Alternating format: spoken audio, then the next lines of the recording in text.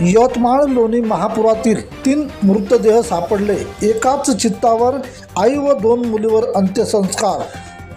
यवतमाळ जिल्ह्यातील चित्तथरारक घटना दारव्हा तालुक्यातील लोणी गावामध्ये महापुराने घातलेल्या थैमानात मध्यरात्री 12:30 वाजता खंडारे कुटुंब राळेगाव येथील कार्यक्रमातून परत येत असता अडाण नदीला आलेल्या पुलावरून 4 जणांसह कार पाण्यात बुडत असताना खंडारे यांनी मोबाईलवरून केला संपर्क। त्यानुसार मदतीसाठी धावाधाव अवघ्या काही मिनिटातच काळाने घातला घाला। ह्यामध्ये अविनाश नामदेव खंडारे वय 45 वर्ष, माधुरी अविनाश खंडारे वय 40 वर्ष, प्राची अविनाश खंडारे वय 17 वर्ष, साक्षी अविनाश खंडारे वय 12 वर्ष। बाकी कारमधील लोकांना बोरी अरब येथे सोडले।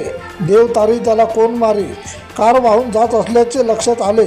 त्या मोबाईल कॉल केल्याने काही जण तातडीने घटनास्थळी मदतीसाठी, परंतु उशीर झाला। काचा फोडून अविनाश खंडारे बाहेर। तब्बल 4 तास खंडारे अंधारात काळोखात झाडाला लटकून जीव मुठीत। रात्री 2:30 वाजता तहसीलदार राजेंद्र पौळ, तुषार राठोड, विजय मेश्राम पोलीस घटनास्थळी दाखल। मायलेकी एकाच शाळेत, आई आश्रम शाळेतील तासिका तत्वावर शिक्षक म्हणून प्राची 11वीमध्ये शिकत होती। सकाळी घटनास्थळी उपविभागीय अधिकारी विजय सूर्यवंशी, पोलीस अधिकारी डॉक्टर सिद्धेश्वर मोरे यांच्या उपस्थितीत मृतदेह बाहेर काढले। गावावर शोककळा।